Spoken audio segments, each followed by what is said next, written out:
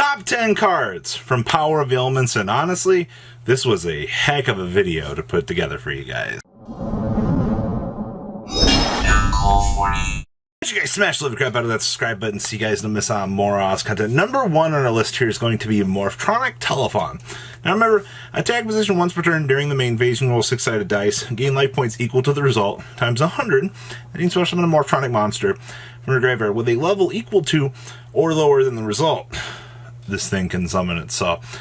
Now the reason why I'm putting this at number 10 versus a lot of the other cards in the set is this thing with Cannon Soldier has amazing infinite loops that you can do. You can basically cheese your opponent out of the game, and when cards like that come to the Yu-Gi-Oh! Trading card game, we always kind of notice that there's now something else that you have to worry about. So for the cheesy overall effect, and really the BS that this card brings to the table, I have to put it at number 10 because loops, brother, loops. This in Cannon Soldier, it revives itself, if you gotta ask, alright?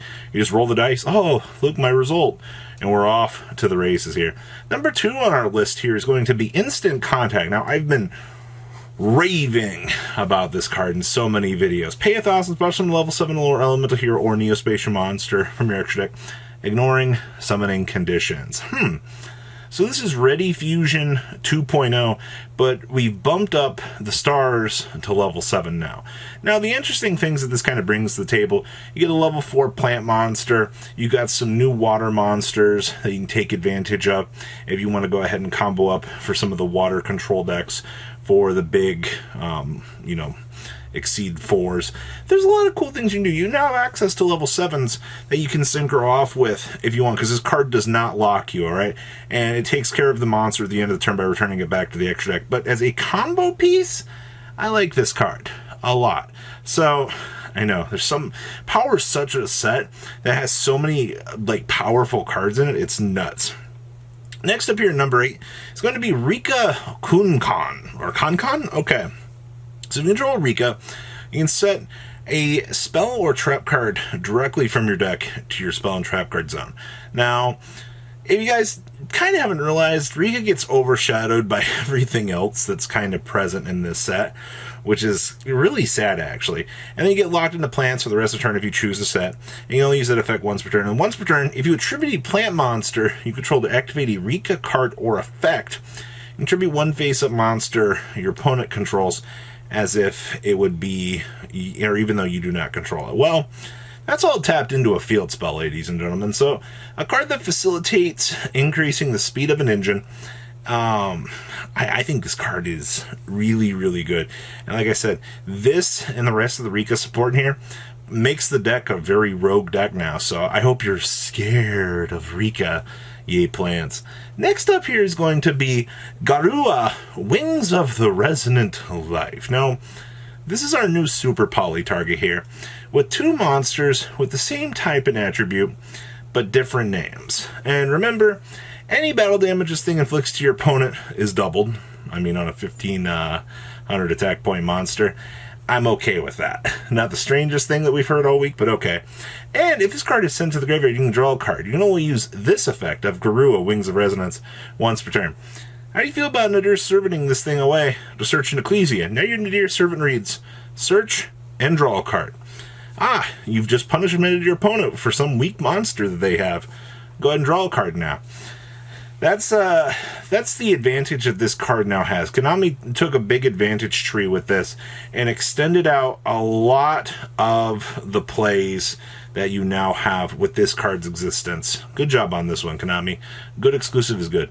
Next up is Exosister Martha. Now, if you control no monsters or only exceed monsters, special summon this card from your hand, and if you do, you get to special summon an Exosister Ellis from your deck. So, you get to deploy a body, and then you get to summon out one from the deck, which means you can make a turn 1 exceed play. Alright? You cannot special summon for the rest, or the turn you activate that effect, except for Exosister monsters. And then, as the same clause as the rest of the Exosister monsters, that it becomes a 1-card exceed if something moves out of the opponent's graveyard. All spooky-like. Well, I'm putting this super high on the list, because this in Returnia are the hard go-to cards. They basically make Exo Sister stand up and be a competitive deck at this point.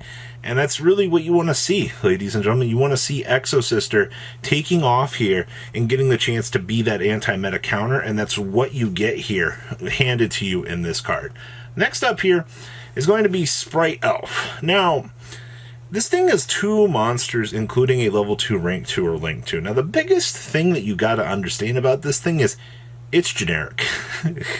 Alright, like 100% generic. It also has the subclause, can't be using link material to turn its link summon. Okay, sure. Your opponent cannot target monsters, card points, 2 card effects. It's pretty good. During the main phase, now remember, this is either player's turn, you target a level 2 monster in your graveyard, or if your opponent controls a monster, you can target a rank 2 or link 2 monster instead and special summon it. This can revive IP Masquerena after you link with it. This can revive Herald, so that you can do shenanigans through Herald. This card's going to be very notorious for stepping through Hulky Fibrex, bringing out a Herald, and then going into the Sprite Elf to revive said Herald. Yeah, this card is really just a giant facilitator of BS.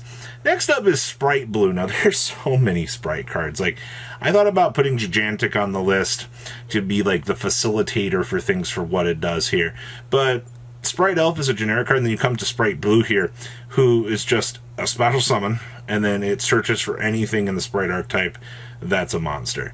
I think in terms of what Sprite brings to the table, Elf for the revive, Gigantic for the search, and then Sprite Blue also for the search. Well, honestly, Gigantic puts the body onto the field, so you have access to everything. But Blue is like the centralized combo piece that just deploys onto the field and gets the search ability going for you.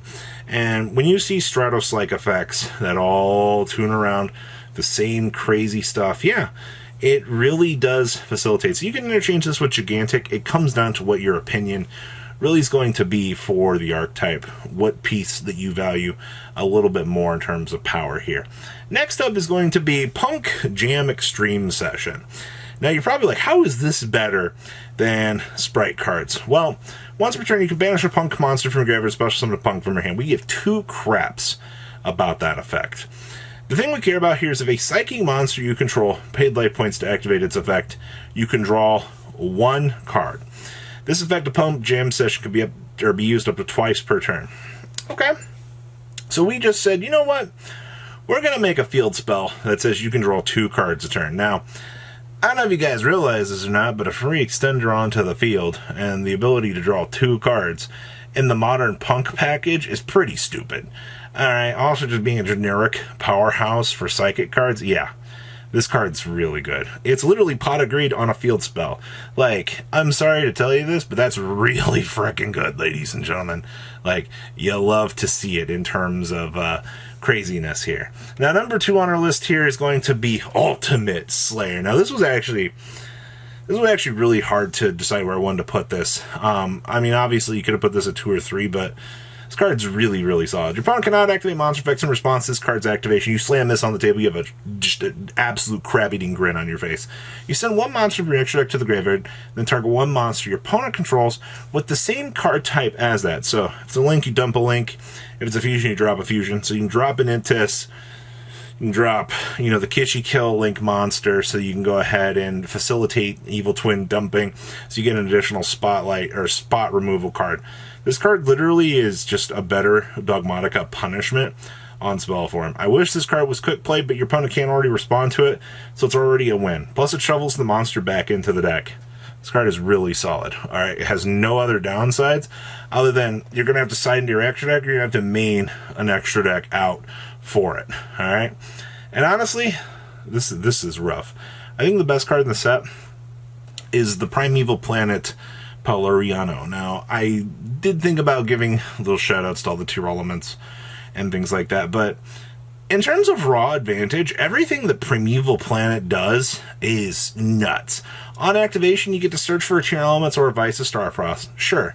It gives a 500 attack boost to all fusion monsters and tier elements you control, and then if you shuffle back for a tier elements effect, like back into the deck or whatever, you can target a card on the field and destroy it.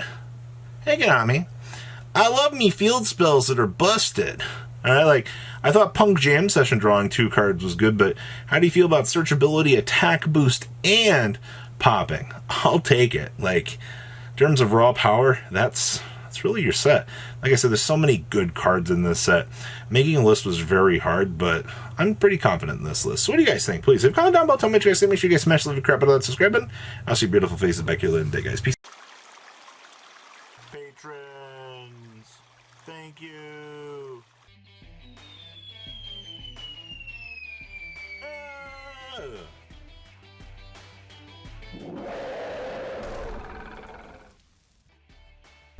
Thank you so much for watching. Check out these other videos.